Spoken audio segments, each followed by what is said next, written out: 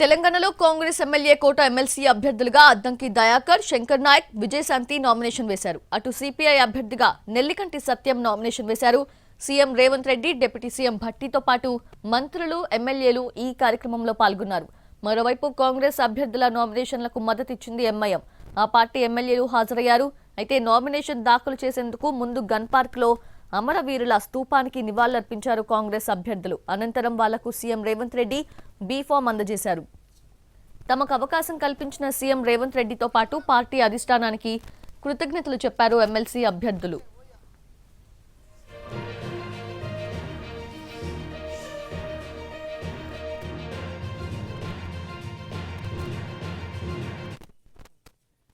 నేను 14లో పనిచేశాను, 18లో పనిచేశాను, కాంగ్రెస్ 19లో పనిచేశాను, 20 పనిచేశాను, 23 పనిచేశాను.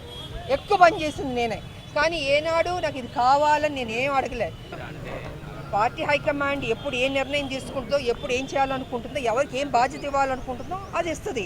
దాని తగ్గట్టు మనం కొంచెం ఓపిక పట్టాలి. ఎందుకంటే ఒక ప్రోటోకాల్ ఉంటుందండి. ఎవరు పడితే వాళ్ళు బయటకు వచ్చేసి ఇష్టంగా మాట్లాడడానికి కుదరదు ఇక్కడ. సో పార్టీ ఎప్పుడు నాకు ఆ బాధ్యత ఇస్తూ అప్పుడు పనిచేద్దామని నేను సైలెంట్గా ఉన్నాను. ఎందుకంటే ప్రోటోకాల్ మీరి నేను వెళ్ళలేను. ఇది ఒక సిస్టమ్ ఉంది మాకు కాంగ్రెస్ పార్టీలో. ఈరోజు మార్చి 10 మిలియన్ మార్చ్ జరిగిన రోజు మొట్టమొదటి తిరుగుబాటు బావుట, అప్పటి ప్రభుత్వం మీద తిరుగుబాటు బావుట వేసిన రోజు.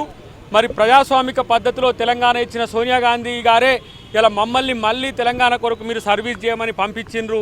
దాంతోపాటు ఇక్కడ ప్రభుత్వంలో ఉండడం వల్ల ఈ అవకాశం ఇచ్చిన ముఖ్యమంత్రి రేవంత్ రెడ్డి గారికి మా ప్రత్యేక కృతజ్ఞతలు. ఈరోజు నేను సామాన్య కార్యకర్తను, క్షేత్రస్థాయిలో పనిచేసే కార్యకర్తను. డిసిసి ప్రెసిడెంట్గా నా ప్రస్థానం, అంటే మండల పార్టీ అధ్యక్షుడు నా ప్రస్థానం స్టార్ట్ అయింది. ఇలా కాంగ్రెస్ పార్టీని గుర్తించి ఒక మామూలు కార్యకర్తకు ఇంత పెద్ద ఎమ్మెల్సీ కట్టబెట్టినందుకు పార్టీకి రుణపడి ఉంటా. అదేవిధంగా పార్టీని బలోపేతం చేయడం నేను ముందుంటా. ఇలా కాంగ్రెస్ పార్టీ సంక్షేమ పథకాలు కూడా క్షేత్రస్థాయిలో పోయేటట్టు చూస్తా. నా వంతుగా నేను సహాయం చేస్తా అని చెప్పి తెలియజేస్తున్నా. సరే, కాంగ్రెస్ పార్టీ ఎన్నికలలో ఇచ్చినటువంటి పార్టీ ఒప్పందంలో భాగంగా ఆ రకంగా వాళ్ళు అమలు చేశారు. దాన్ని ఒక ధర్మంగా, ఒక న్యాయబద్ధంగా పార్టీ ఆలోచన చేసింది. ముఖ్యంగా ముఖ్యమంత్రి రేవంత్ రెడ్డి గారు, మరి బట్టి విక్రమార్కు, అదేవిధంగా పిసిసి ప్రెసిడెంట్ మహేష్ కుమార్ గౌడ్ కూడా మరి కాంగ్రెస్ పార్టీ ఆ రకంగా సిపిఐకి ఇవ్వడం జరిగింది. ముఖ్యంగా పార్టీ బలోపేతం కానీ, ప్రజా సమస్యల పరిష్కారాన్ని కానీ తమ వంతుగా మా శక్తి కొలది మేము పనిచేయడానికి పార్టీ ఇచ్చినటువంటి అవకాశాన్ని మేము సద్వినియోగం చేయడానికి ప్రయత్నం చేస్తాం.